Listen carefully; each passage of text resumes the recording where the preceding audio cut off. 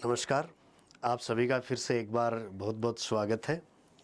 इस YouTube channel पर निःशुल्क परिचर्चा जो हम रीट के प्रीवियस ईयर्स के जो पेपर हैं उनके एनालिसिस की करते हैं, उसी श्रृंखला में आज एक नए टॉपिक के साथ उसके पूछे गए पुराने प्रश्नों को उनका विश्लेषण करते हुए और वहाँ से जुड़े हुए कुछ अन्य प्रश्न आपको क्या पूछे जा सकते हैं उनकी सारी व्याख्या करने के लिए हम आज की इस क्लास में आपके सामने उपस्थित हैं। देखिए, यहाँ पर जो अपनी श्रृंखला चल रही थी अब तक रीट के प्रीवियस ईयर पेपर एनालिसिस की, उसमें हमने भारत के भूगोल और राजस्थान के भूगोल से संबंधित कुछ जो प्रश्न पूछे गए उनकी व्याख्या की थी।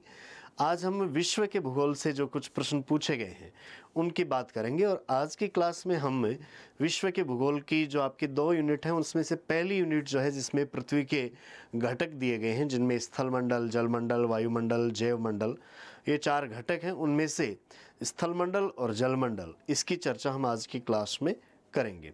स्थल मंडल और जल मंडल से कौन से प्रश्न अब तक पूछे गए हैं और उन प्रश्नों के आसपास के अन्य कौन से प्रश्न आपको पूछे जा सकते हैं, उन सभी बातों का विश्लेषण हमें यहाँ पर इस क्लास में करना है। तो देखिए, क्या प्रश्न अब तक पूछे गए हैं उन सभी प्रश्नों को पहले एक बार देखें और उसके बाद में उनके आसपास की अन्य बातों को हम विश्लेषण करते हुए चलेंगे। देखिए, पहला प्रश्न कौन सा पूछा गया है। प्रश्न आपको पूछा गया है रीट परीक्षा 2015 में और प्रश्न है पृथ्वी का कुल स्थलीय क्षेत्र का प्रतिशत है।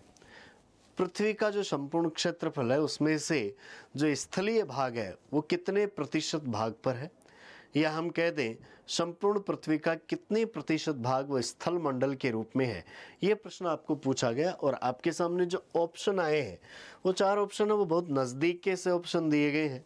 पहला ऑप्शन आपको दिया गया है 32%, दूसरा है 30.3%, तीसरा है 29% और चौथा है 28.4%। काफ़ी नज़दीक के वैसे ऑप्शन दिए गए हैं और इनमें से यदि सही देखा जाए तो पृथ्वी का 29% भाग ऐसा है जो स्थल मंडल के रूप में है और बाकी जो 71% भाग है वो आपको जल मंडल के रूप में देखने को मिलता है। संपूर्ण पृथ्वी के संदर्भ में इसी बात का विश्लेषण हम यहाँ पर करेंगे कि पृथ्वी का कितना प्रतिशत भाग स्थल मंडल के रूप में है, कितना प्रतिशत भाग जल मंडल के रूप में। रीट परीक्षा 2015 का यह प्रश्न था और इसी प्रश्न का विश्लेषण यदि हम देखें तो देखिए, संपूर्ण अपनी जो पृथ्वी है इसका हम क्षेत्रफल देखें तो पूरी पृथ्वी का क्षेत्रफल है 51 करोड़ वर्ग किलोमीटर लगभग में। एग्जैक्ट हम देखें तो 50.995 करोड़ वर्ग किलोमीटर पृथ्वी का क्षेत्रफल है। तो पूरी पृथ्वी का क्षेत्रफल आपको 51 करोड़ वर्ग किलोमीटर देखने को मिलता है और इसमें से स्थलमंडल कितना है, जलमंडल कितना है, दोनों के परसेंटेज की बात हम करें। स्थलमंडल इस 51 करोड़ वर्ग किलोमीटर में से देखा जाए तो कितना है, 15 करोड़ वर्ग किलोमीटर है स्थल मंडल का क्षेत्रफल और 51 करोड़ वर्ग किलोमीटर में से 15 करोड़ वर्ग किलोमीटर का हम प्रतिशत यदि देखें तो वो लगभग कितना प्रतिशत हुआ है, 29% भाग ऐसा है जो स्थल मंडल के रूप में आपको मिला है। और यही प्रश्न आपकी रीट परीक्षा में पूछा गया कि स्थल मंडल के रूप में या स्थलीय भाग के रूप में मिलता है। दूसरा देखिए, स्थल के अलावा जो भाग है वो समुद्रों से हम देखें महासागरों से आवृत है और वो देखा जाए तो पूरी पृथ्वी का लगभग 36 करोड़ वर्ग किलोमीटर क्षेत्रफल ऐसा है जो जल मंडल के रूप में आपको देखने को मिलता है।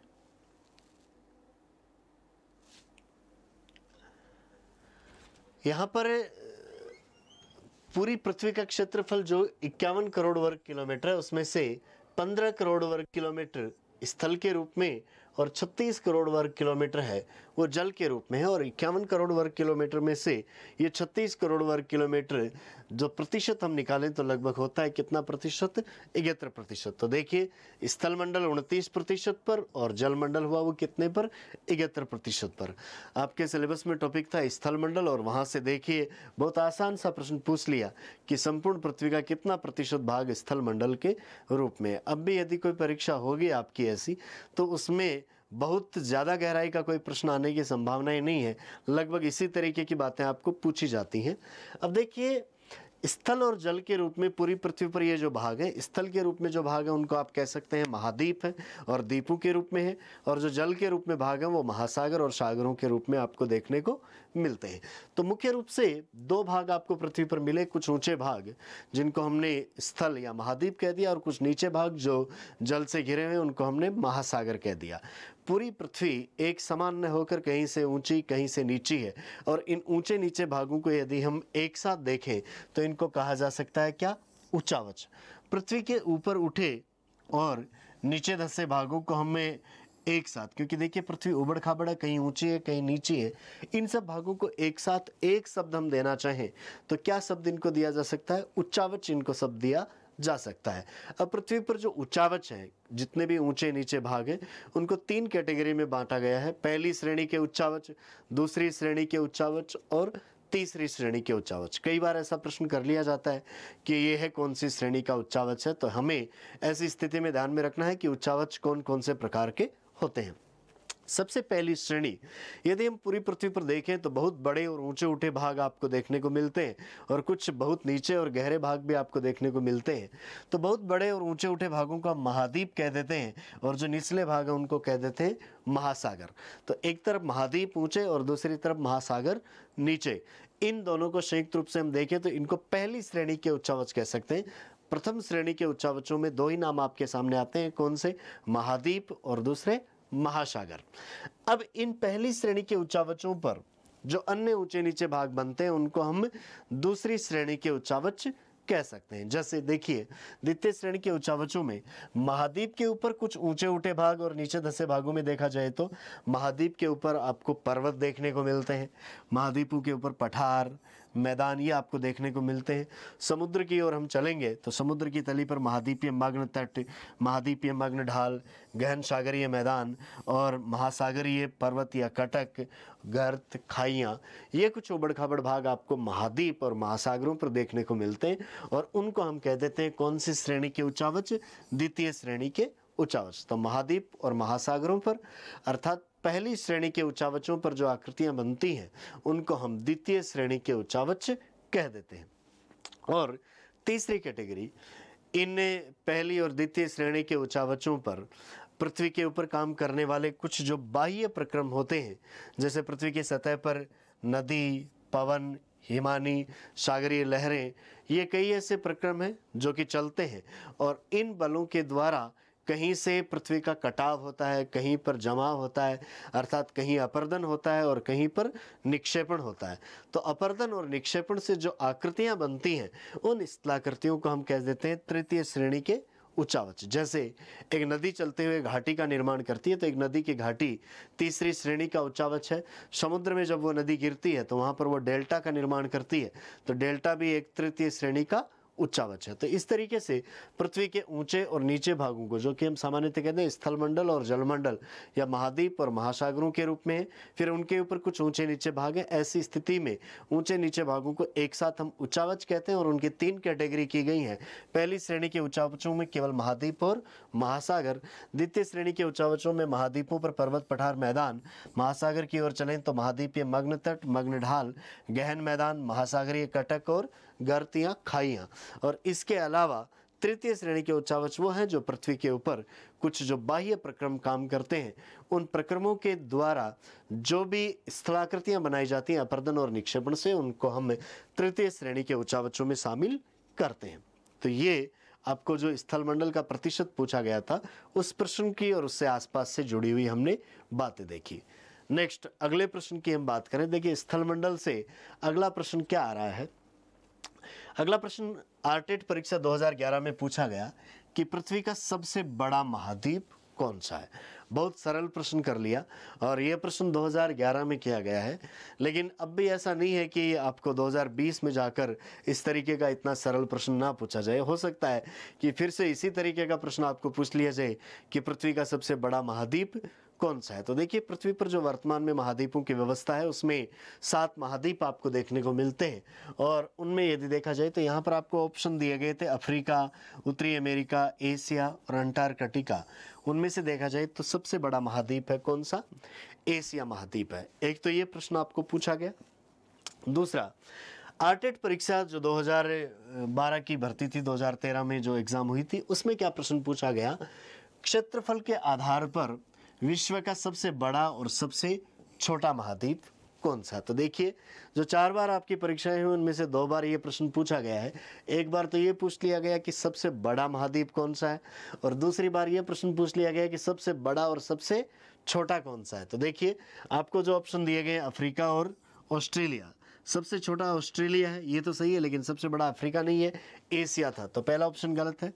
दूसरे में सबसे बड़ा वाला तो सही दे दिया, एशिया, लेकिन सबसे छोटे में अंटार्कटिका नाम दिया, सबसे छोटा अंटार्कटिका नहीं है, तो दूसरा ऑप्शन भी गलत है। तीसरा ऑप्शन आपको दिया गया था सबसे बड़े में एशिया और सबसे छोटे में ऑस्ट्रेलिया, तो ये ऑप्शन सही था, सबसे बड़ा महाद्वीप एशिया और सबसे छोटा कौन सा है, ऑस्ट्रेलिया है। ये जो आपको प्रश्न दिया गया था उसका सही उत्तर आया कौन सा, सी, एशिया और ऑस्ट्रेलिया। एशिया सबसे बड़ा और ऑस्ट्रेलिया सबसे छोटा। अब देखिए, महाद्वीपों की जो व्यवस्था है, कौन कौन से महाद्वीप हैं, कैसे बने हैं, क्योंकि यहाँ पर जो प्रश्न पूछा गया वो बड़े और छोटे महाद्वीप का ही पूछा गया है। हो सकता है कि इनसे जुड़ी कुछ आसपास की बातें हमें और पूछ ली जाएं, तो उसके लिए हम महाद्वीपों की थोड़ी सी व्यवस्था यहाँ पर देखने की कोशिश करते हैं। देखिए, वेगनर की जो थियरी है उसमें बताया गया है कि पहले सभी महाद्वीप एक ही जगह जुड़े हुए थे, पूरा का पूरा एक ही स्थलखंड था, और उस एक ही स्थलखंड को नाम दिया गया था क्या, वेगनर के द्वारा, पेंजिया। पेंजिया के रूप में सभी महाद्वीप, सभी स्थलखंड आपस में जुड़े हुए थे। पेंजिया के चारों तरफ जो पानी था वो एक ही महासागर के रूप में था, और उसको नाम दिया गया था क्या, पेंथालासा। आगे चलकर इससे पेंजिया के 2 टुकड़े हुए। वर्तमान में हम देखें तो जो व्यवस्था बनी है वो किस तरीके से बनी है, तो देखिए, पहले एक ही पूरा खंड था जिसका नाम था पेंजिया। आगे चलकर ये पेंजिया टूटा तो इसके 2 टुकड़े हुए। उत्तरी भाग को हमने कहा क्या, लॉरेशिया, या कह देते हैं क्या, अंगारालैंड। उत्तरी भाग का नाम दिया गया लॉरेशिया, अंगारालैंड, और दक्षिणी भाग का नाम दिया गया गोंडवाना लैंड। अंगारालैंड और गोंडवाना लैंड के रूप में टूटा, और ऐसा होने से दोनों खंडों के बीच में जो पेंथालासा का पानी आया उसको कहा गया कौन सा सागर, टेथिस सागर। तो इनके बीच में टेथिस सागर की स्थिति थी। अब यहाँ पर अंगारालैंड का ये जो भाग था, इस भाग से तो बन गया उत्तरी अमेरिका महाद्वीप। इस भाग को हम देखें तो इसका नाम है यूरेशिया, जिसमें 2 महाद्वीप आपको संयुक्त मिलते हैं। इधर ये कौन सा, यूरोप, और इधर वाला ये हिस्सा कौन सा, एशिया। तो देखिए, उत्तरी अमेरिका, यूरोप और एशिया, ये तो किसके हिस्से हैं, अंगारालैंड के। और दक्षिण में जो महाद्वीप है, जिनमें हम देखें कि ये देखिए दक्षिणी अमेरिका है, ये अफ्रीका है, यहाँ पर ये देखा जाए तो ये अंटार्कटिका है, इस तरफ ये था, ये ऑस्ट्रेलिया था, और ये जो हिस्सा है ये प्रायद्वीपीय भारत। तो ये सारे के सारे जो खंड है वो किसके हिस्से थे, गोंडवाना लैंड के हिस्से थे। और इनका और आगे विभाजन होने पर ये वर्तमान की जो 7 महाद्वीपों की व्यवस्था है उस प्रकार से बन गए हैं। वर्तमान में आपको ये व्यवस्था देखने को मिलती है। इसमें हम देखें तो उत्तरी अमेरिका, यूरोप और एशिया, ये हिस्सा तो है किसका, अंगारालैंड का, और नीचे वाले दक्षिण अमेरिका, अफ्रीका, अंटार्कटिका, ऑस्ट्रेलिया, ये सब किसके हिस्से हैं, गोंडवाना लैंड के हिस्से हैं। आपको प्रश्न पूछा गया सबसे बड़ा महाद्वीप कौन सा है, सबसे छोटा महाद्वीप कौन सा है, ऐसे प्रश्न पूछे गए। तो विश्व के जो 7 महाद्वीप हैं, क्षेत्रफल की दृष्टि से देखा जाए तो इनका क्रम क्या है, तो देखिए, 1 नंबर पर है एशिया, सबसे बड़ा महाद्वीप है कौन सा, एशिया। एशिया के बाद में 2 नंबर पर है कौन सा, अफ्रीका। अफ्रीका के बाद में 3 नंबर पर है उत्तरी अमेरिका। उत्तरी अमेरिका के बाद में देखें तो 4 नंबर पर है कौन सा, दक्षिण अमेरिका।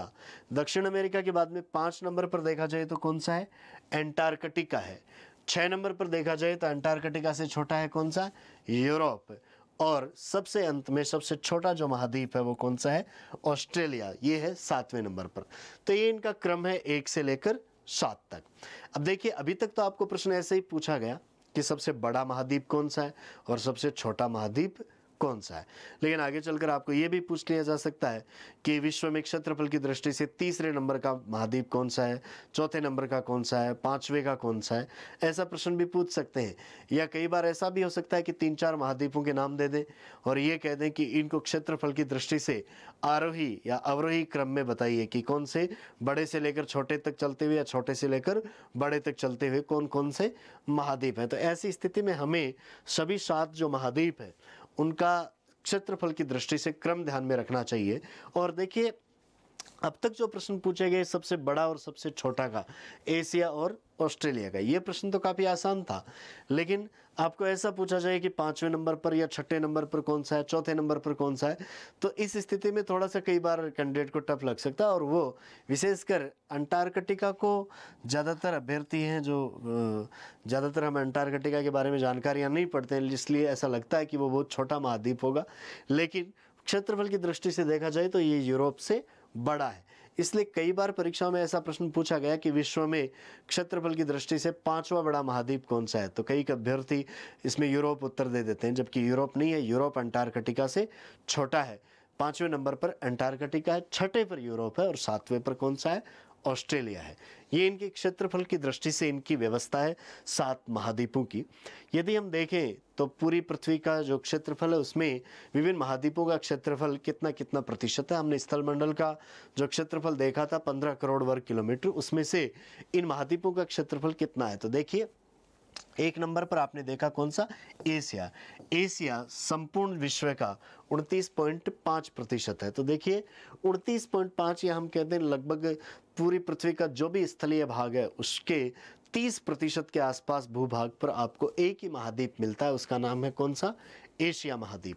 दूसरे नंबर पर अफ्रीका जो कि लगभग 20% भूभाग पर फैला हुआ है। दोनों को मिलाकर यदि देखा जाए तो एशिया और अफ्रीका पृथ्वी के संपूर्ण स्थलीय भाग का कितना प्रतिशत भाग कवर करते हैं, तो 50% भाग पर तो 2 ही महाद्वीप हैं, कौन सा, एशिया और दूसरा अफ्रीका। उसके बाद में देखा जाए तो उत्तरी अमेरिका लगभग 16.5% भाग है संपूर्ण स्थलमंडल का। दक्षिण अमेरिका की हम बात करें तो लगभग 12% भाग पर दक्षिण अमेरिका फैला हुआ है। अंटार्कटिका लगभग 9% भाग पर आपको देखने को मिलता है, 9.2%। यूरोप की यदि हम बात करें तो ये लगभग 6 से ऊपर है, 7% के आसपास यूरोप फैला हुआ है। ऑस्ट्रेलिया की हम बात करें तो लगभग संपूर्ण स्थलमंडल के 6% के आसपास भूभाग पर आपको ऑस्ट्रेलिया महाद्वीप देखने को मिलता है। कई बार यहाँ से ये प्रश्न पूछ लिया जाता है कि संपूर्ण पृथ्वी का जो स्थलमंडल है उसमें एशिया जो भूभाग है वो कितने प्रतिशत पर है। तो देखिए, एशिया लगभग 30% के आसपास है संपूर्ण स्थल का जो भाग हम देखें। तो यहाँ पर जो महाद्वीपों का प्रश्न आपको बार बार पूछा जा रहा है, बड़ा कौन सा है, छोटा कौन सा है, तो सभी जो 7 महाद्वीप हैं उनका क्रम ध्यान में रखना है।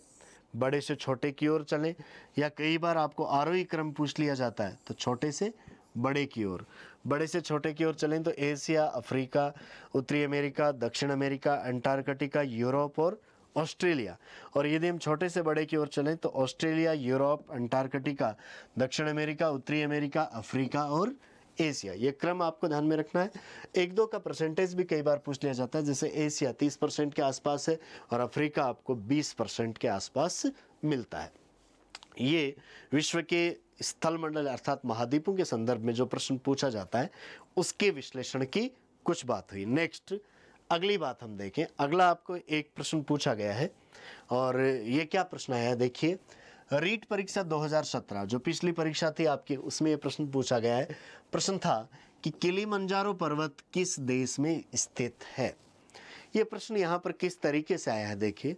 तो देखिए, जब भी आपकी किसी भी परीक्षा के सिलेबस में स्थलमंडल, जलमंडल ये टॉपिक होते हैं तो सामान्यतः आपको महाद्वीप और महासागरों से संबंधित प्रश्न पूछे जाते हैं। या कई बार स्थलमंडल, जलमंडल ऐसे आपके सिलेबस में नहीं होते हैं, महाद्वीप और महासागर नाम होते हैं, तब भी आपको लगभग महाद्वीप और महासागरों से ही प्रश्न पूछे जाते हैं। अब इसी बात को हम ऐसे कर सकते हैं, तो देखिए आपके रीट के सिलेबस में स्थलमंडल और जलमंडल ऐसे टॉपिक हैं, लेकिन आपके सेकंड ग्रेड या द्वितीय श्रेणी अध्यापक भर्ती परीक्षा का जो सिलेबस है उसमें आपके टॉपिक है महाद्वीप एवं महासागर। अब दोनों ही परीक्षाओं में जो प्रश्न पूछे जाते हैं यहाँ से वो लगभग एक जैसे ही प्रश्न पूछे जाते हैं। तो चाहे स्थलमंडल या जलमंडल आपके सिलेबस में आए या महाद्वीप और महासागर आपके सिलेबस में आए, प्रश्न लगभग एक जैसे ही होते हैं। और यहाँ पर ये जो प्रश्न है ये पर्याप्त महत्व वाला है। जब भी आपके सिलेबस में महाद्वीप या स्थलमंडल होते हैं तो प्रत्येक महाद्वीप में सबसे ऊंचा पर्वत कौन सा है, ये प्रश्न बहुत बार पूछा जाता है। और ये प्रश्न यहाँ पर इसलिए पूछा गया क्योंकि ये अफ्रीका महाद्वीप का सबसे ऊंचा पर्वत है किलिमंजारो। तो कई बार तो ऐसे ही पूछ लेते हैं कि अफ्रीका का सबसे ऊंचा पर्वत कौन सा है, ऑस्ट्रेलिया का सबसे ऊंचा पर्वत कौन सा है, उत्तरी अमेरिका का सबसे ऊंचा पर्वत कौन सा है। और यहाँ पर जो एग्जामिनर ने प्रश्न पूछा वो ऐसे पूछ लिया कि ये पर्वत कौन से देश में है। ये अफ्रीका का तो सबसे ऊंचा पर्वत है और सारे ऑप्शन भी आपको अफ्रीका के दे दिए, लेकिन आपको देश पूछ लिया कि ये पर्वत है कौन से देश में। तो देखिए किलिमंजारो पर्वत जो है, ऑप्शन आपको दिए गए थे तंजानिया, केन्या, युगांडा और रवांडा। ये तंजानिया देश में आपको मिलता है किलिमंजारो पर्वत, जो कि एक ज्वालामुखी पर्वत है जो वर्तमान में जिसमें उद्गार नहीं हो रहा है, मृत प्रकार का ज्वालामुखी है। ये किलिमंजारो की स्थिति है। अब यहाँ से आपको हो सकता है कि इस बार किलिमंजारो पूछा, अफ्रीका का पूछा, अगली बार जब परीक्षा हो तो अन्य किसी महाद्वीप का आपको ऊंचा पर्वत पूछा जा सकता है। तो सभी महाद्वीपों में जो मुख्य पर्वत कौन कौन से हैं, ऊंचे पर्वत कौन से हैं, उनके बारे में हम यहाँ पर एक बार देखेंगे। तो देखिए सभी 7 महाद्वीपों के सबसे ऊंचे और सबसे नीचे जो बिंदु है उनको हमें देखना है। यहाँ पर आपके सामने एक लिस्ट दी गई है आपके स्क्रीन पर कि विभिन्न महाद्वीपों के सबसे ऊंचे और सबसे नीचे बिंदु कौन से हैं। सबसे ऊंचे पूछते हैं, कई बार परीक्षाओं में सबसे नीचे भी पूछते हैं। आप इसका एक स्क्रीनशॉट ले लें और इसको बार बार में रिवाइज करें, क्योंकि इनमें से कोई न कोई एक बात पूछी जा सकती है। किसी भी महाद्वीप का सबसे ऊंचा बिंदु पूछ सकते हैं, किसी भी महाद्वीप का सबसे नीचा बिंदु आपको पूछा जा सकता है। तो देखिए विभिन्न महाद्वीपों के बारे में हम बात करते हुए चलें। सबसे पहले बात कर लेते हैं हम किसकी, एशिया की। एशिया महाद्वीप में सबसे ऊंचा जो बिंदु है वो पर्वत चोटी है, हिमालय में स्थित है, माउंट एवरेस्ट, जिसकी ऊंचाई है 8,848 मीटर और यह आपको मिलती है कहाँ पर, नेपाल। यदि हम सबसे नीचा स्थान देखें तो देखिए एशिया महाद्वीप में सबसे नीचा स्थान है मृत सागर, जो समुद्र तल से 400 मीटर नीचे है। तो इसकी ऊंचाई है -400 मीटर और ये है इजराइल जॉर्डन सीमा पर आपको देखने को मिलता है। तो देखिए एशिया महाद्वीप में सबसे ऊंचा बिंदु माउंट एवरेस्ट और सबसे नीचा बिंदु है कौन सा, मृत सागर। ये केवल एशिया महाद्वीप के ही सबसे ऊंचे और सबसे नीचे बिंदु नहीं है, ये संपूर्ण महाद्वीपों में, सभी महाद्वीपों में देखा जाए तो संपूर्ण स्थलमंडल पर आपको सबसे ऊंचे और सबसे नीचे जो बिंदु देखने को मिलते हैं वो एशिया वाले ही हैं। पूरी पृथ्वी पर भी सभी महाद्वीपों में सबसे ऊंचा एवरेस्ट और सबसे नीचा स्थान कौन सा, आपको मृत सागर देखने को मिलता है संपूर्ण स्थलमंडल पर। और एशिया में भी आपको यही दोनों नाम देखने को मिलते हैं। एशिया के बाद में दूसरी बात करेंगे अफ्रीका महाद्वीप की। तो अफ्रीका महाद्वीप में सबसे ऊंचा पर्वत है किलिमंजारो, 5,895 मीटर ऊंचा है और ये कौन से देश में है, तंजानिया में। और यही प्रश्न आपको पूछा गया कि यह किलिमंजारो पर्वत कौन से देश में है, तो ये तंजानिया में स्थित है। और अफ्रीका महाद्वीप का सबसे नीचा बिंदु हम देखें तो वह असाल झील, लेक असाल, जो कि समुद्र तल से 156 मीटर नीचे है, -156 मीटर इसकी ऊंचाई है। और ये कौन से देश में है, जिबूती देश में ये स्थित है। अफ्रीका के जो पूर्वी भाग है वहाँ पर आपको देखने को मिलता है जिबूती देश, और उसमें असाल झील है, जो कि उसकी ऊंचाई हम देखें तो समुद्र तल से भी वो नीचे है, -156 मीटर इसकी ऊंचाई आपको मिलती है। अफ्रीका के बाद में तीसरा उत्तरी अमेरिका की बात करें तो उत्तरी अमेरिका में सबसे ऊंचा जो पर्वत चोटी है माउंट मैकिनले है, जिसको हम डेनाली भी कहते हैं, 6,190 मीटर इसकी ऊंचाई है और ये अलास्का श्रेणी में आपको मिलती है कौन से देश में, यूएसए में मिलती है। यूएसए का जो हिस्सा कनाडा के भी उत्तर और पश्चिम में आपको जहाँ पर अलास्का के रूप में देखने को मिलता है, वहाँ पर माउंट मैकिनले या डेनाली आपको मिलती है 6,190 मीटर। ये उत्तरी अमेरिका की सबसे ऊंची चोटी है। उत्तरी अमेरिका का सबसे नीचा स्थान देखें तो यूएसए में ही है और यह है मृत घाटी, डेथ वैली, जो समुद्र तल से 86 मीटर नीचे है, -86 मीटर इसकी ऊंचाई होगी और ये है यूएसए में, पश्चिमी यूएसए में आपको ये मिलती है मृत घाटी। उत्तरी अमेरिका के बाद में नेक्स्ट हम दक्षिण अमेरिका की बात कर लें तो देखिए दक्षिण अमेरिका में जो दक्षिण अमेरिका का पश्चिमी किनारा है, पश्चिमी किनारे के साथ साथ एक लंबी पर्वत श्रेणी फैली हुई है जिसका नाम है एंडीज, और उस एंडीज पर्वत श्रेणी में आपको सबसे ऊंची चोटी मिलती है, उसका नाम है एकांकागुआ। एकांकागुआ 6960 मीटर ऊंची है, अर्जेंटीना में आपको देखने को मिलती है एंडीज पर्वत श्रेणी में। दक्षिण अमेरिका की यह सबसे ऊंची चोटी हुई एकांकागुआ, और दक्षिण अमेरिका में सबसे नीचा हम स्थान देखें तो वो अर्जेंटीना के पूर्वी भाग में आपको मिलता है वाल्डेज प्रायद्वीप, जो समुद्र तल से 40 मीटर नीचा है। कहाँ पर आपको मिलेगा? अर्जेंटीना में मिलता है। नेक्स्ट अंटार्कटिका की यदि हम बात करें तो अंटार्कटिका में सबसे ऊंचा जो पर्वत है वो है विंसन मैसिफ, 4892 मीटर इसकी ऊंचाई है। अंटार्कटिका में हम देखें तो अधिकतर बर्फ जमी रहती है, और बर्फ के जमाव के कारण यहाँ पर जो सबसे ऊंचे और सबसे नीचे स्थान है उनकी जो एग्जैक्ट हाइट है या समुद्र तल से उनकी ऊंचाई है कितने नीचे, उनके बारे में जो अब तक सर्वे किए गए हैं उनमें आपको पर्याप्त विविधता मिलती है। ऊंचाई में अलग अलग माप उनके आपको देखने को मिलते हैं। विंसन मैसिफ यहाँ का सबसे ऊंचा स्थान है, और सबसे नीचा यदि हम बिंदु देखें तो वो आपको अंटार्कटिका में मिलता है। कौन सा? बेंटल ट्रेंच, जो कि आपको बर्फ के नीचे है, और उसमें भी जो उसकी गहराई है उसमें उसके जो सर्वे किए गए उसमें आपको पर्याप्त विविधता मिलती है, कहीं आपको ज़्यादा कहीं कम, अलग अलग उसके माप आपको देखने को मिल सकते हैं। अंटार्कटिका के बाद में अगली बात करें हम यूरोप की, तो यूरोप में जो सबसे ऊंची चोटी है वो एल्ब्रुस है, 5642 मीटर ये ऊंची है, और ये कौन से देश में स्थित है? रूस में स्थित है। और सबसे नीचा स्थान हम देखें तो रूस के किनारे पर ही है कैस्पियन सागर, जो समुद्र तल से -28 मीटर की हम बात कर सकते हैं उसकी ऊंचाई की, 28 मीटर वो समुद्र तल से नीचे है। ये यूरोप का सबसे नीचा भाग हुआ। ऑस्ट्रेलिया की यदि हम बात करें तो ऑस्ट्रेलिया का सबसे ऊंचा जो पर्वत है वो ऑस्ट्रेलिया में स्थित है, नाम है उसका माउंट कोशुस्को, और ये समुद्र तल से 2228 मीटर ऊंचा है कोशुस्को। सबसे नीचा स्थान यदि हम देखें ऑस्ट्रेलिया में तो वो आयर झील है, और वो समुद्र तल से 16 मीटर नीचे है। तो ये विभिन्न महाद्वीपों के सबसे ऊंचे और सबसे नीचे बिंदुओं की बात हुई। एशिया में सबसे ऊंचा एवरेस्ट और सबसे नीचा मृत सागर, अफ्रीका में सबसे ऊंचा किलिमंजारो और सबसे नीचा असाल झील, उत्तरी अमेरिका में सबसे ऊंचा माउंट मैकिनले या डेनाली और सबसे नीचा स्थान मृत घाटी, दक्षिण अमेरिका की बात करें तो सबसे ऊंचा एकांकागुआ और सबसे नीचा वाल्डेज प्रायद्वीप, अंटार्कटिका की बात करें सबसे ऊंचा विंसन मैसिफ और सबसे नीचा बेंटल ट्रेंच, यूरोप की बात करें सबसे ऊंचा एल्ब्रुस और सबसे नीचा कैस्पियन सागर, ऑस्ट्रेलिया की बात करें सबसे ऊंचा कोशुस्को और सबसे नीचा कौन सा? आयर झील। तो ये जो आपकी सारणी है, अब इसमें से आपको प्रश्न पूछा गया किलिमंजारो कौन से देश में, ये रीट परीक्षा में आए, और क्षेत्रफल के हिसाब से जो पूछे गए वो प्रश्न आपको एशिया और ऑस्ट्रेलिया के पूछे गए।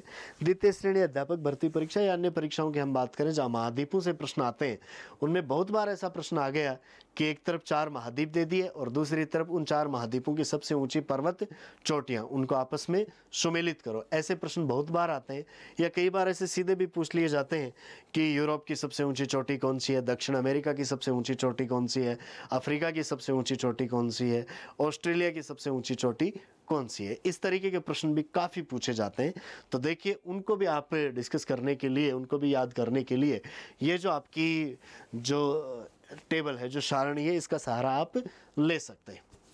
इसके बाद में हम अगली बात करें, अगले प्रश्न की यदि हम बात करें स्थल मंडल में से जो आपको प्रश्न पूछा गया, वो अगला प्रश्न एक पठार का प्रश्न आपको पूछा गया है, और प्रश्न था कौन सा भूभाग विश्व की छत के नाम से जाना जाता है, रूफ ऑफ वर्ल्ड के नाम से किसको जाना जाता है।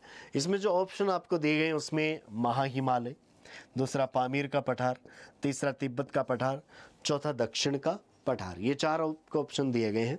और इसमें अधिकतर बार जब परीक्षाओं में ये प्रश्न आया है और इसके आंसर की हम बात करें तो देखिए विश्व की छत के नाम से जाना जाना, ये एक तरीके से तुलना की गई है उसकी ऊंचाई को देखकर, और कई विद्वानों ने जो विश्व की छत के रूप में नाम दिया वो पामीर के पठार को दिया है। अधिकतर ने पामीर के पठार को दिया, लेकिन कुछ विद्वानों ने तिब्बत के पठार को भी विश्व की छत कहा। और कई बार ऐसा प्रश्न आ जाए पामीर का पठार ऑप्शन में नहीं हो तिब्बत का पठार ऑप्शन में हो तब वहाँ पर तिब्बती ऑप्शन होता है जो, और वही सही होता है। तो देखिए रीट परीक्षा में ये जब ये प्रश्न पूछा गया आपको 2012 की जो भर्ती थी उसमें 2013 में जब ये एग्जाम हुई तब प्रश्न पूछा गया, तो इसमें सही जो आंसर आपका माना गया है वो कौन सा है, पामीर का पठार विश्व की छत के रूप में जाना जाता है। हालांकि अलग अलग विद्वानों द्वारा दोनों को ही विश्व की छत के रूप में संज्ञा दी गई है। तो ये ऐसा नहीं है कि निर्विवाद प्रश्न है, ये विवादित जरूर है ये बात, लेकिन पामीर के पठार को विश्व की छत के रूप में संज्ञा दी गई है अधिकतर विद्वानों के द्वारा, इसलिए इसको माना गया है। अब इसी बात का विश्लेषण करने के लिए हम विश्व में अन्य जो पठार हैं वो कहाँ कहाँ पर हैं। तो कई बार ऐसा प्रश्न हो सकता है कि किसी पठार का आपको नाम देकर ये पूछ लें कि ये कौन से महाद्वीप में है, या महाद्वीप का नाम देकर पूछ लें कि इस महाद्वीप में निम्न में से कौन सा पठार है। ऐसी बात आपको पूछी जा सकती है। तो आपके मानचित्र पर यहाँ पर आप स्क्रीन पर देख पा रहे हैं कि आपको एक साथ बहुत सारे जो भी महाद्वीपों के पठार हैं उनके नाम दिए गए हैं। आप एक स्क्रीनशॉट लेकर उनकी स्थिति देख सकते हैं कि कौन सा पठार कहाँ पर है। कई बार ऐसा प्रश्न पूछ लिया जाता है। तो देखिए इसमें हमें यहाँ से उत्तरी अमेरिका से अपनी चर्चा शुरू कर सकते हैं। यहाँ पर उत्तरी अमेरिका का ये राज्य ब्रिटिश कोलंबिया, यहाँ पर ये जो एरिया है इसको हम कोलंबिया पठार के नाम से जानते हैं। यहाँ पर नदी भी जो प्रवाहित होती है उसके आधार पर भी हम इसको कह सकते हैं, जिस एरिया में वो नदी प्रवाहित होती है कोलंबिया, वहाँ पर है कोलंबिया का पठार। उसी की एक सहायक नदी हम देखें तो यहाँ पर बहती है स्नेक नदी। स्नेक नदी जिस एरिया से होकर बहती है उसको हम कहते हैं स्नेक पठार। तो ये भी आपको यहाँ पर उत्तरी अमेरिका के पश्चिमी भाग में देखने को मिलते हैं। कौन से पठार, कोलंबिया पठार और स्नेक पठार। उनके आगे चलें तो यहाँ पर यूएसए के पश्चिमी भाग में यहाँ पर बहती है कोलोराडो नदी, कोलोराडो राज्य में, और वहाँ पर जो पठारी भाग है उसको कह दिया जाता है कौन सा, कोलोराडो का पठार। तो ये आपको यूएसए में मिलता है। मेक्सिको का पठार पूछा जाए तो वो कौन से देश में है, मेक्सिको देश में ही है मेक्सिको का पठार। इसके अलावा यूएसए के इस तरफ मध्य और पूर्वी भाग की ओर हम चलेंगे तो यहाँ पर जो पठार उसको कहा गया कौन सा, ओजार्क पठार। कनाडा के उत्तर पूर्वी भाग में देखा जाए तो ये जो लोरेशियन शील्ड है इसको लोरेशियन पठार के नाम से जाना जाता है। उत्तरी अमेरिका के बाद में दक्षिण अमेरिका की बात करेंगे तो ये जो ब्राज़ील के मध्यवर्ती भाग में आपको मिलता है ये कौन सा पठार है, मेटो ग्रासो का पठार। और नीचे अर्जेंटीना की तरफ हम चलें तो अर्जेंटीना में है कौन सा, पेटागोनिया पठार। इसके अलावा अफ्रीका महाद्वीप में बात करेंगे तो कांगो और आसपास के क्षेत्रों में मध्य अफ्रीका में जो पठारी भाग है उसको कहा जाता है कटंगा पठार। आगे यूरोप में देखा जाए तो फ्रांस के मध्यवर्ती भाग में है, उसे कहा गया central Massif. Central Massif France के मध्यवर्ती भाग में आपको मिलता है। यहाँ अगला नाम आपके सामने आ रहा है अनातोलिया। तो अनातोलिया देखिए यहाँ पर ये देश है तुर्की। तुर्की में जो पठार है उसका नाम है कौन सा, अनातोलिया पठार। इसके अलावा आगे ईरान जो देश है उसमें हम चलेंगे तो यहाँ पर है ईरान का पठार। पाकिस्तान में हम चलेंगे तो यहाँ पर है पोटवार पठार। भारत के उत्तर में यहाँ पर चलेंगे तो ये है पामीर का पठार। पामीर के पठार से आप पूर्व में चलेंगे तो ये आपको एशिया में इधर मिलेगा कौन सा, तिब्बत का पठार। तिब्बत के पठार से हम यदि और आगे चलें तो चाइना का जो दक्षिणी पूर्वी भाग है उसमें आपको मिलता है कौन सा, यूनान का पठार। और ऊपर हम देखें तो मंगोलिया देश में आपको मिलता है वह है मंगोलिया का पठार। इधर हम देख सकते हैं किम्बरले की बात कर सकते हैं, ये ऑस्ट्रेलिया की तरफ। ये कुछ पठारों के नाम आपको देखने को मिलते हैं विभिन्न महाद्वीपों में, उनकी अवस्थिति के क्या है। इनमें से एक दो ऐसे हैं जिनके बारे में अक्सर प्रश्न होते हैं, जैसे पामीर के पठार पर, तिब्बत का पठार, इसके अलावा अनातोलिया पठार, मंगोलिया पठार।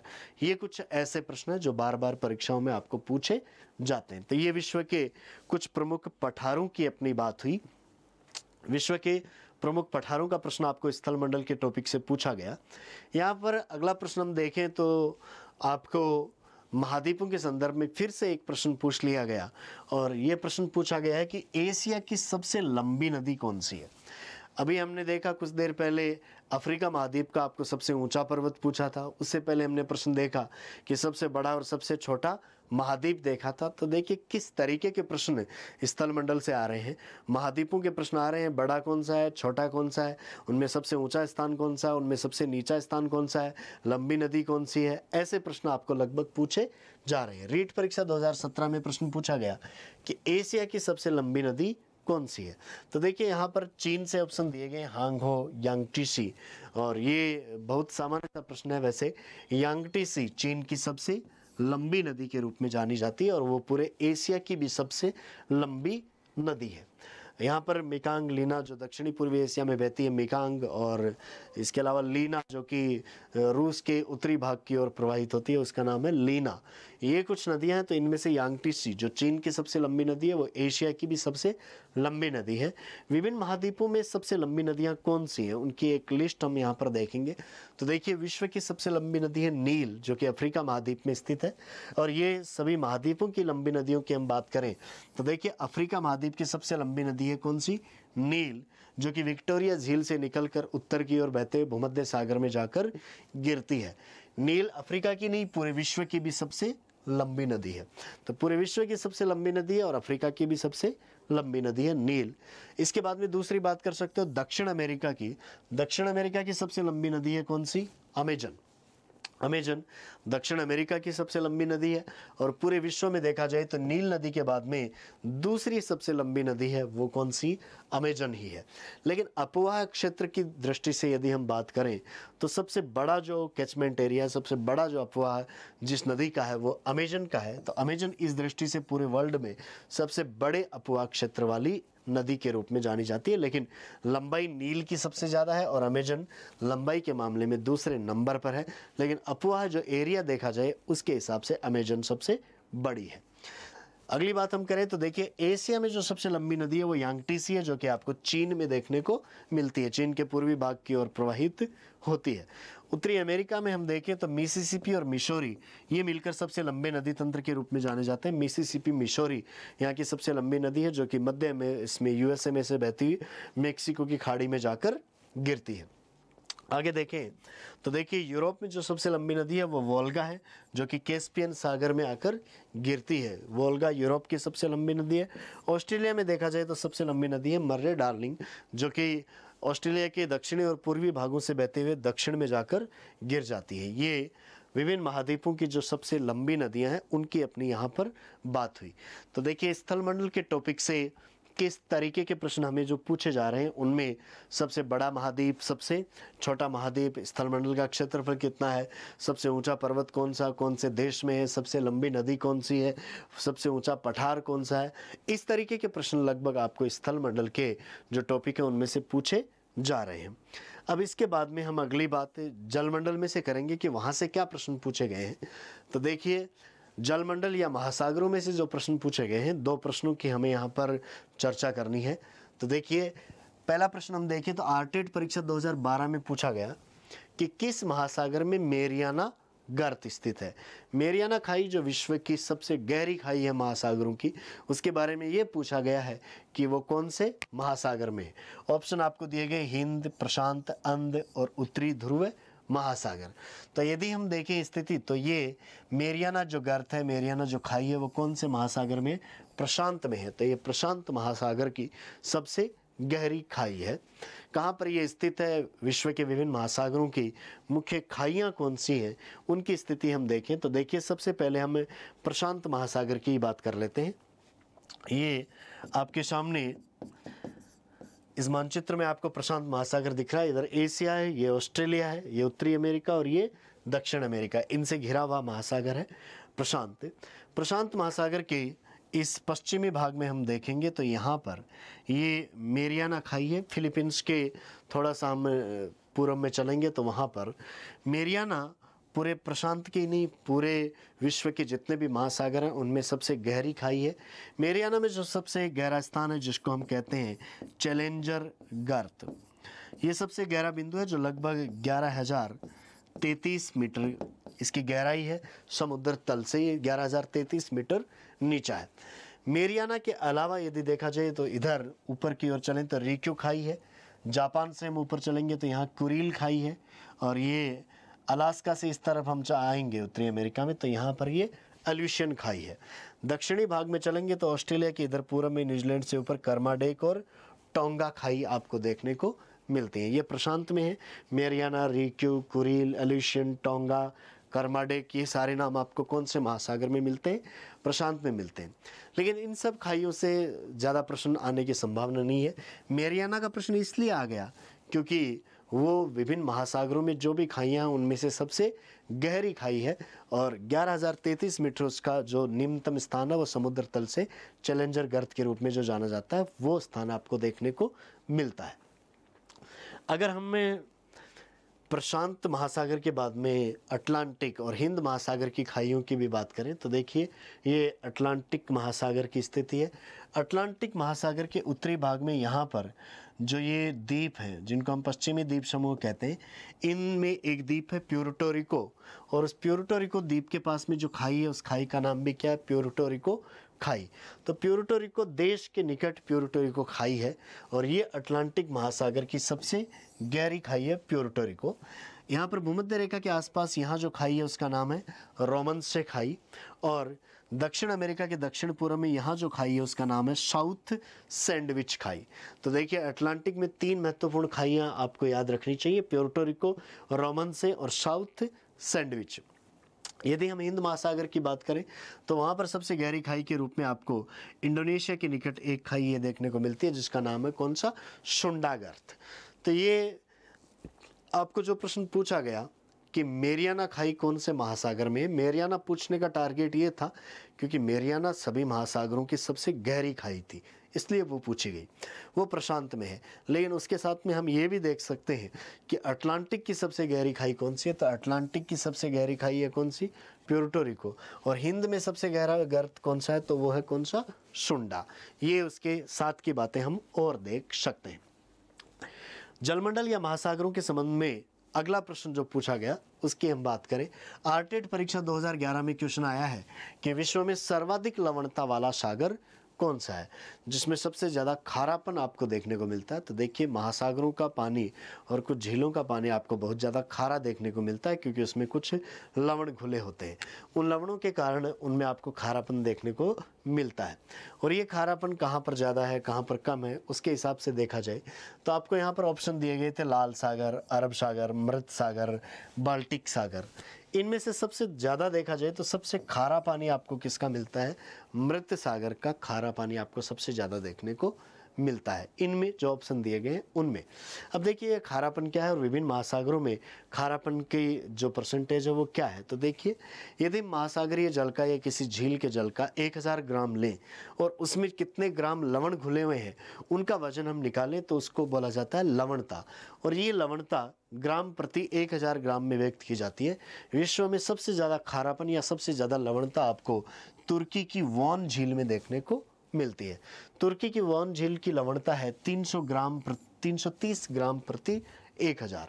तो 300 ग्राम प्रति 1000 आपको 300 ग्राम से भी ऊपर या हम कहते हैं 330 ग्राम प्रति 1000 लवणता आपको किसकी मिलती है, तुर्की की वॉन झील की मिलती है। बहुत बार परीक्षा में प्रश्न आ चुका कि सबसे ज़्यादा लवणता कौन सी झील की है, तो तुर्की की वॉन झील की आपको देखने को मिलती है। वॉन झील के बाद में दूसरे नंबर पर है मृत सागर जो इजराइल और जॉर्डन की सीमा पर है। और मृत सागर की जो लवणता है वो 238 ग्राम प्रति 1000 है। आपको जो प्रश्न पूछा गया उसमें वॉन झील ऑप्शन में नहीं थी, उसमें मृत सागर ऑप्शन में था और मृत सागर की लवणता 238 ग्राम प्रति 1000 ग्राम है, इसलिए उसमें मृत सागर आपका सही होगा। इसके अलावा देखें तो यूएसए की जो ग्रेट साल्ट लेक है उसकी जो लवणता है वो 220 ग्राम प्रति 1000 आपको ग्राम देखने को मिलती है। इसके अलावा जो बड़े सागर और महासागर है उनमें देखा जाए तो लाल सागर जो कि है उसकी लवणता 37 ग्राम प्रति 1000 से 41 ग्राम प्रति 1000 तक मिलती है। भूमध्य सागर में आपको 37 से लेकर 39 ग्राम प्रति 1000 ग्राम तक देखने को मिलती है। फारस की खाड़ी में भी लगभग 38-39 ग्राम प्रति 1000 लवणता मिल जाती है। तो देखिए ये सर्वाधिक लवणता वाले कुछ भाग आपको देखने को मिलते हैं, कुछ सागर और झीलें देखने को मिलती है। तुर्की की वान झील में सबसे ज़्यादा है। आपको जो प्रश्न पूछा गया उसमें मृत सागर ऑप्शन में था, इसलिए मृत सागर की लवणता वहाँ पर सबसे ज़्यादा उत्तर आपका सही आया। ये ज़्यादा लवणता आपको सामान्यतः उष्ण कटिबंधीय, उपोष्ण कटिबंधीय भागों में इनमें मिलती है जहाँ पर वाष्पीकरण अधिक होता है लेकिन वर्षा कम होती है। भूमध्य रेखा के आसपास वाष्पीकरण तो अधिक होता है, लेकिन वर्षा भी अधिक हो जाती है, इसलिए लवणता ज़्यादा नहीं हो पाती है। जबकि उपोष्ण कटिबंधीय भागों में कर्क मकर रेखाओं के आसपास के क्षेत्रों में वाष्पीकरण तो खूब होता है पानी का, लेकिन वर्षा नहीं होती, इसलिए वहाँ पर खारापन या लवणता बढ़ती जाती है। और ये जो सारे के सारे स्थान है, ये उपोष्ण कटिबंधीय भाग है, ये सब के सब स्थान कर्क रेखा के आसपास के हिस्से हैं, इसलिए इनमें आपको लवणता सबसे ज़्यादा देखने को मिली है। तो ये स्थिति आपका जो रीट परीक्षाओं के पेपर एनालिसिस में जो प्रश्न आपको पूछे गए, स्थल मंडल और जल मंडल के जो टॉपिक थे, उनसे जो प्रश्न पूछे गए, उन 5-7 प्रश्नों की हमने चर्चा की, उनके विश्लेषण की बात की, उनसे जुड़े हुए अन्य कौन से प्रश्न आपको पूछे जा सकते हैं, उनका सबका हमने विश्लेषण किया, ताकि आगे की जो परीक्षा है उनमें हमें यदि आसपास से प्रश्न पूछे जाएं इन्हीं टॉपिक से, स्थल मंडल से या जल मंडल से, तब हम उनको कर सकें। अब यहाँ पर देखा जाए तो फिर से कुछ इसी तरीके के प्रश्न बनेंगे आपके कि सबसे बड़ा महाद्वीप कौन सा है, सबसे छोटा महाद्वीप कौन सा है, महाद्वीप का सबसे ऊंचा पर्वत कौन सा है, सबसे नीचा स्थान कौन सा है, सबसे लंबी नदी कौन सी है, सबसे ऊंचा पठार कौन सा है, बड़ा देश कौन सा है। ऐसे प्रश्न आपको महाद्वीपों से पूछे जाएंगे, या स्थल मंडल और जल मंडल का क्षेत्रफल संपूर्ण पृथ्वी का कितना प्रतिशत भाग है, ऐसा प्रश्न पूछ लिया जाए।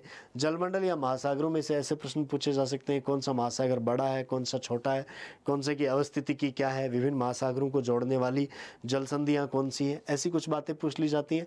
या खारापन कहाँ पर ज़्यादा है, कहाँ पर कम है, ऐसी बातें पूछी जाती हैं। तो आप इन सब बातों को ध्यान में रखते हुए आपके स्थल मंडल और जल मंडल या महाद्वीप और महासागरों के टॉपिक हैं, वो आगे चलकर आपको पढ़ने हैं।